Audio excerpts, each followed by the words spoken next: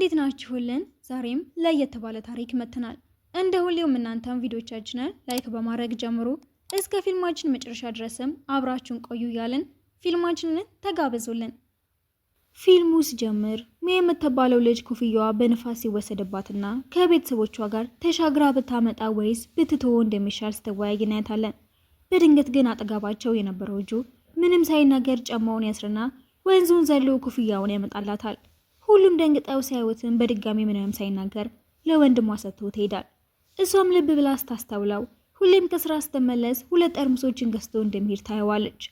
ዝም ብሎ ከማየት ያለፈ ግን ሊያዋራት ሞክሮ ስለማያውቅ እሷ ቅድሚያውን ወስዳ ልታናገረው ብትሞክርም መልስ ሳይሰጣት የተራመደ ስለሄደ ግራ ትጋባለች።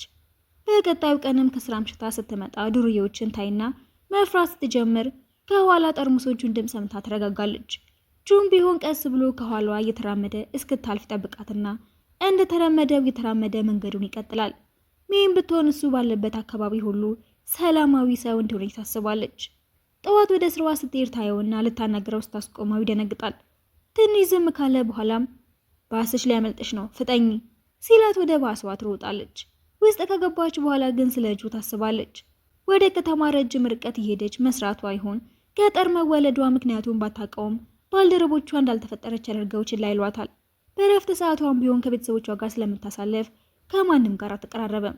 አንዳንዴ ከተማ ብትወለድ ኖሮ ነገሮች ምናልባትም የተለዩ ይሆናሉ ብላ ታስባለች። አንድ ቀንም ከባንክ ብድሯን መክፈያዋ ጊዜዋ እንዳለፈ መልእክት ይደርሳታል። ወደ ቤቷ ደብዳቤ እንደሚላክ ስትሰማም ቤተሰቦቿ እንዲያውቁ ስላልፈለገች ጁጋር ትሄድና ይቅርታ ግን ነገ ደብዳቤ ይመጣልኛል፣ ቤተሰቦች እንዳዩት ስለማልፈልግ ነው፣ ልትቀበልልኝ ትችላለህ? እሺ ችግር የለውም ይላትና በቀጣዩ ቀን ደብዳቤው እስኪመጣ ይጠብቅና ይቀበልላታል። የብድር ወረቀት እንደሆነ ሲያውቅም ያለችበት ሁኔታ ያሳስበዋል። ከስራ ስትመለስ ጠብቆም ደብዳቤሽ መጥቷል ይላትና ማታ ላይም ሰበብ ፈልጋ ወደ እሱ ጋር ትሄድና ያለባት ነዳ ታየዋለች። ብዙ ብር ስለነበረም ደብዳቤውን እዛው ትተወዋለች። ያበድራትን ሰው ለማናገር ስትሞክርም ሳይሳካላት ይቀራል። ወደ ቤቷ ስትመለስ አባቷ ወደ ጁ ቤት እየሮጠ ስታይ ደንግጣ ትከተለዋለች። ስትደርስም ጁ ወድቆ ደም በደም ሆኖ ታየዋለች። እናቷም ብዙ እየጠጣ እንደሆነ ስትነግራት ከላይ ሲታይ ደህና ሰው ቢመስልም ውስጡ ግን በጣም እንደተጎዳ ታስብና የራሷንም ሆነ የሱን ህይወት ለመለወጥ ተወስናለች። ማታ ላይም ጁ ጋር ትሄድና እንድትወደኝ ፈልጋለሁ ስትለው የሰከረች ስለመሰለው ችላ ብሏት ወደ ቤቱ ይገባል። በቀጣዩ ቀን ብሯን በወንድ እንደተጭበረበረች ቢገባውም እሱም ግን ራሱን ገጠር ውስጥ የሚደብቅበት ምክንያት እንዳለው ያስባል። ሜም ተስፋ ስላልቆረጠች ምግብ ይዛለት ሄድና አንተ የማትወደኝ ከሆነ ችግር የለውም እኔ እወድሃለሁ ስትለው የበለጠ ግራ ይጋባል። በነጋታውም ጁና አባቷ ለስራ አንድ ላይ ቢሄዱም ሰውየው አልከፍል ብሎ አባቷን አታሎ ያባረረዋል። ጁ ይህንን ሲሰማ ተናዶ ሰውየው ጋር በመሄድ አስፈራርቶት ብሩን ይቀበለዋል። ሲመለስም ታየውና ሰላም ይለኛል ብላ ብትጠብቅም እሱ ግን ዝም ብሏት ሄድና ግራ ትጋባለች። ማታ እንደተለመደው ምግብ ይዛለት ስትሄድም ለምንድነው ግን ባህሪህን የምትቀያይረው? ልክ እንደ አባትሽ ነሽ። ሰዎችን ማስከፋት ስለማትፈልጊ ብቻ ራስሽን ጥፋተኛ ታደርጊያለሽ። ጥሩ ሰው ነሽ። እኔ ደግሞ ከጥሩ ሰዎች ጋር መጨቃጨቅ አልወድም። ሁለታችንም የየራሳችንን ህይወት ብንኖር ይሻለናል ሲላት ስለከፋት እሱ ላይ ተስፋ ለመቁረጥ ተወስናለች። ወዲያው ግን ዝናብ መጣል ጀምርና ኤሌክትሪኩ ተበጥሶ ይወድቃል። ሜ ጁ ውጭ እንደነበረ አስታውሳ እየሮጠች ሄድና ቶሎ በል ውስጥ ግባ እንጂ ብላ ኤሌክትሪኩ ሳይዘው በፊት አስገባዋለች። እዛም ዝም ብለው ሲተያዩ ይቆያሉ። በነጋታውም አይስክሬም ይገዛላትና በሯ ላይ ቆሞ ለረጅም ሰዓታት ቢጠብቃትም ምንም ሳይናገር ይመለሳል። ምግብ ለመብላት ቤታቸው ሲሄድም እናቷ ስለ ልጅነቷ ስትነግረው ስላፈረች ዝም እንድትል ምልክት ብትሰጣትም መልስ አታገኝ ትቀራለች። ወዲያውም ወንድምና እህቷ የተጣሉ ይመጡና እህቷ በጫማ ትመታታለች። ሜ ምንም ሳትናገር ጫማውን አንስታ ወደ ውጪ ስትወረውረው ጁ አንድ ጊዜ ወንድሟ ያለውን ማስታወስ ጀምራል። ሜ ተረጋጋች ሰው ትመስላለች። ስትናደድ ግን አይኗን እንኳን ሳትከድን ከተራራ ላይ ልትገፋ ሁሉ ትችላለች። እንዳለው ትዝ ይለውና ኮፍያዋን የነሳላትን ቀን ያስታውሰዋል። ማታ ላይ ሜ ወደ ሱቅ ስትሄድ ለጁም የሚጠጣውን ትገዛለታለች። ስትሰጠው ምን ተቀራረቡ ይሰማዋል። እሷም እንደተቀየረ ስታየው ደስ ይላታል። በቀጣዩ ቀን የሚሰራበትን ብር ሲቀበል አባቷ ጋር ሄድና ስልኳን ተቀብሎ መልእክት ይልክላታል። እሷም በጣም ደስተኛ ትሆናለች። ከስራ ስትወጣም ቆሞ ታገኘውና ደስታዋ እጥፍ ይሆናል። አብሮ ራት ሲበሉ ምንም ባያወሩም ውስጣቸው ግን ሰላም ይሰማዋል። ወደ ቤት ሲመለሱ እህቷ ብታያቸውም ሊደበቋት ስላልሞከሩ በድፍረታቸው ትገረማለች። ጠዋት ላይም ወደ ስራ ስትሄድ ሲያያት የአባቷ መኖር ግድ ሳይሰጠው ያቆምና ይሸኛታል። እህቷም የወንድ ምርጫሽ ግን ግራ የሚያጋባ ነው ስትላት ምንም ስላልመሰላት ትገረምባታለች። ጁን መልእክቶቿን መልሶላት ባያውቅም በየመንገዱ ያየችውን አዲስ ነገር በሙሉ ለሱ ማካፈሏን ትቀጥላለች። ወንድሟና ጓደኛውም ጠርሙሱ ሊያነሱት ሲሞክሩ እንደተናደደባቸው ሲነግሯት ምንም ቢሆን ያልጠየቃችሁ ነገር ማድረግ የለባችሁም ትላቸውና ጁ ጋር ስትሄደም እኔ ከሰዎች ጋር መቀራረብ ብዙም አይመቸኝም። እኔ ሳልቀርባቸው ደህና የነበረው ነገር በሙሉ እኔ ትኩረት መስጠት ሲጀምር ይረበሽብኛል። እኔም እኮ እንደዛን የሚሰማኝ አንዳንድ ሰዎች ቀኑን ሙሉ ሲሰቁ ሳያቸው ይገርመኛል። እኔ ማስመሰል እንኳን አልችልም። እሱም ዝም ብሎ ሲሰማት ይቆይና የገዛውን አይስክሬም ይሰጣታል። በነጋታውም ጠርሙሶቹን ሰብስቦ ይሸጣቸውና በብሩ ለሰፈሩ ሰዎች አይስክሬም ይገዛበታል። የሚን መልእክቶችን መመለስ ይጀምራል። እሷን ብትሆን ደስተኛ እየሆነች ስለነበረ ከባልደረቦቿ ጋር ማውራት ትጀምራለች። እሱም ቤቱን አጽድቶ ፎቶን ይልክላታል። ከስራ ስትወጣም ቆሞ ይጠብቃትና ወደ ቤት አንድ ላይ ይሄዳሉ። ከአመት በፊት ራሴን እዚህ ውስጥ ዘግቼ መጠጣት ብቻ ነበረ ትልቁ ስራዬ። አሁን ግን ለአንቺ ምስጋና ይገባሽና እየተለወጥኩ ነው። ቤቱ ከመጽዳቱ የተነሳ ልተኛበት የምችል ራሱ እየመሰለኝ አይደለም። በነጋታውም እርሻው ላይ እየሰሩ ሙቀቱ ሲጨምር ለሜ ውሃ ይሰጣታል። እህቷም ይሄንን ስታይ እንዴት እንደወደደችው ግራ እየተጋባች እየሰራችሁ ነው እየተዝናናችሁ ብትልም ግን ከእሱ ጋር ሰላማዊ መሆኗ ብቻ በቂ እንደሆነ ታስባለች። ቤተሰቦቿን ቤት ለመግዛት ትቆጥብ የነበረውን ቁጠባ እንዳቆመችው ሲያውቁ በጣም ይናደዱባታል። እሷም ያታለላት ልጅ ጋር ደውላ ብሯ እንዲመልስ ልትጠይቀው ብትሞክርም ሳይሳካላት ስለቀረ በጣም ታዝናለች። ጁም ሁኔታዋን ስለሚያውቅ የሚረዳት ሰው ለመፈለግ ይሞክራል። እሷም እስካሁን ሰርታ ያጠራቀመችውን ብር በሙሉ አውጥታ እዳዋን ለመክፈል ትሞክራለች። ስትወጣም ጁን ታገኘውና ወደ ቤት አንድ ላይ የተመለሱ ከዚህ በኋላ ደብዳቤ አይመጣልኝም፣ አድራሻዬን ቀይሬዋለሁ። ለምን የልጁን ስምና ስልኩን አትሰጭኝም? ብሩ እንዲመልስ ማድረግ እችላለሁ ሲላት ለምን እንደሆነ ባታውቅም ጅል የሆነች ስለመሰላት ተናዳ ወደ ቤት ትሄዳለች። በቃ እሺ እንደተታለልኩ አምኛለሁ፣ ጅል መሆኔንም ስላወቀ ነው ያታለለኝ ብላ ስትጮህበትም ምንም ሳይላት ምግብ ይሰራላታል። ውሃም አምጣልኝ ስትለውም በትዕዛዟ ፈገግ እያለ ይሰጣታል። ከልቡ እንደሚወዳት ሲናገርም የበለጠ ደስ ይላታል። ጠዋት ላይም ስራ ስትሄድ ያገኛትና መኪናውን አቁሞ ሲያፈጥባት ትገባለች። እህቷም የተከተለች ትጠራቸውና እሷንም ይሸኟታል። ቀድሟቸው የወጣ ወንድማቸውን ባቡር ጣቢያ ቀድመው ሲደርሱ ይገረማል። መስሪያ ቤትም ባልደረቦቿ የተቀየረ ነገር እንዳላት ያዩና ቆይ ግን ሰውየውን ምኑን የወደድሽው? ደግ ነው፣ እንደሌላ ሰው ደግነቱን ለማሳየት አይጥርም። ሰላም እንዲሰማኝ የሚያደርግበት የራሱ መንገድ አለው። እነሱ ብቻ ሳይሆኑ ግን እህቷን ብትሆን ሁሌም ዝም የሚለው ጁ እንዴት የእህቷ ፍቅረኛ እንደሆነ ጥያቄ ይሆንባታል። ሜዛን ቀን ቤት ሳትመጣ ስትቀር የሚጨነቅና ለመሄድ ይወስናል። ካፌ ውስጥ እየሰራች እንደሆነ ስላወቀም ምንም ሳይናገር የሚጠጣ ነገር አዞ እስክትጨርስ ይጠብቃት። አሰልቺ የሆነው ስራዋ ራሱ ቀለል ይልላታል። ስትጨርስም ወደ ቤት አንድ ላይ ይሄዳሉ። ጁም ቢሆን ስራው ላይ ማተኮሩን ትቶ ስለ እሷ እያሰበ ረጅም ጊዜውን ያሳልፋል። ስራው እንደጨረሰ እሷን ለመቀበል ባቡር ማቆሚያው ጋር ይሄዳል። ስትቆይበትም ለስላሳ ለመግዛት ሱፐርማርኬት ሲገባ ሻጯ መጠጥ መግዛቱን በመተው ተገርማ ልታጓራው ብትሞክርም እንደለመደው እቃውን ገዝቶ ሲወጣ ከሜ ጋር ይገናኛሉ። እሷም ሳላገኘ ስቀርኩ በጣም ከፍቶኝ ነበር ስትለው ማፈር ይጀምራል። ሻጯም ከእሷ ጋር መሆኑን ስታይ ደስ ይላታል። እነሱም እያወሩ ወደ ቤት ይመለሳሉ። ይህ ሰላማቸው ግን ብዙም ሳይቆይ ጓደኛው ይደውልለትና ያየው ሰው እንዳለ ቢነግረውም ሰላሙን ማበላሸት ስላልፈለገ ይተዋል። ምንም ማድረግም አልፈለገም። ሜረፍት ስትሆንም ዘና እንዲሉ ይወስዳታል።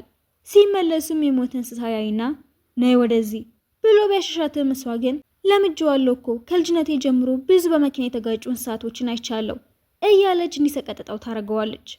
ሜ ከጊዜ ወደ ጊዜ ሀሳቧን በግልጽ መናገር ትጀምራለች። ጁና አባቷ እንጨቶችን ይዘው ሲሄዱ ገመዱ ላልቶ ይበተንባቸዋል።